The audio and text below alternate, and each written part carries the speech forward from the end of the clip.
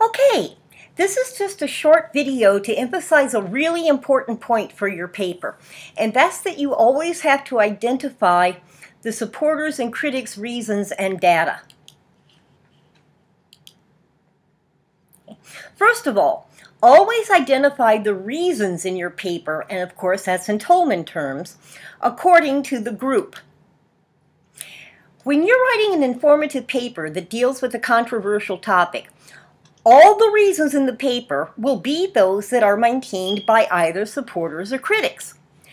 And a major aspect of using language to present an unbiased, objective view is to very clearly and directly state throughout the paper that the reasons that you are discussing are those that are maintained by either the supporters or the critics.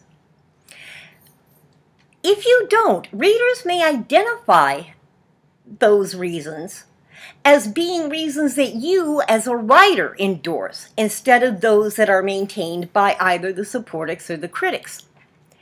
And in an informative paper dealing with a controversial topic, absolutely nothing in your paper should indicate that you endorse any position whatsoever. Similarly, you have to repeat that identification as often as you need to when you're presenting data. It has to be very, very clear to readers that the data that you include in your paper is actually data that is offered by either the supporters or the critics. That means that every paragraph should identify whether the data in it is presenting information that you got from either supporters or critics. Okay? Every paragraph.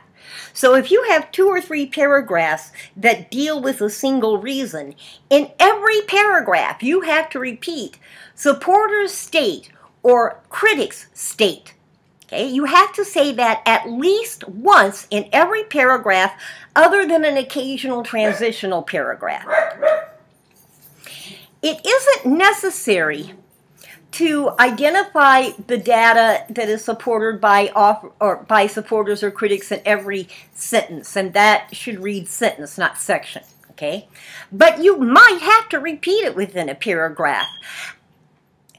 You have to use your own judgment, but what has to be absolutely definite is that readers have to know whether information is information that is presented by supporters or critics. Make absolutely sure that all of your reasons and data can be identified by your readers as being reasons and data that are presented by the supporters or the critics. Don't present any data that readers might believe indicates that some statement is a fact. Okay? Because there are very few facts. You don't have to identify if something comes from a supporter or a critic if it's absolutely an incontrovertible, verifiable fact that both sides agree on. By and large, that's going to be stuff that's in your background section. Okay? Because normally supporters and critics both agree on how something became an issue. Okay? And usually that background information is included in the background section of your issues and controversies article. Although, of course, you can get it elsewhere as well. Okay? Similarly, most definitions don't have to be identified as either a definition supplied by a supporter or a critic, providing that the definition is the definition that would be found in a dictionary. If it's something that can be defined differently, depending on whether it's a supporter or a critic's view, then you have to identify that. Of course, you can't write a paper on this, but a good example is the abortion controversy. Okay? Supporters and critics of legalized abortion definitely define murder as differently. They define life differently. They define the beginning of life differently. So in cases like that, in other topics, because of course you can never write a paper for this class on abortion, In cases like that, you have to identify that supporters define life as, or critics define the beginning of life as, okay? Make sure that everything that isn't an absolute verifiable fact is attributed to either supporters or critics, because otherwise you're not writing an informative paper, you're writing a persuasive paper. And if I can tell, or if I think that readers might believe that you are endorsing one side or the other, then your paper isn't going to earn a passing grade because it doesn't meet assignment requirements.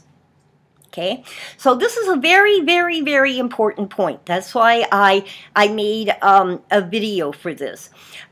If you review the sample papers that were given to you in week 1, they demonstrate very well how to identify information that comes from supporters and information that comes from critics. That's one of the many, many reasons that they're sample papers, because they do a good job of virtually everything that's required for the paper. Okay, hope this helps clarify. If you have any questions, of course, you know you can email me, right? I'm always here to answer your questions. But you have to email me from an account other than Canvas at deborah.oakey@csn.edu. That's deborah.oakey@csn.edu. Sorry, I kind of stumbled there. I think I've said it too many times. Okay, hope this helps. Hope this helps you write a really good paper. If you have any questions, do email me. And in the meantime, you have a really good day. Thanks a lot.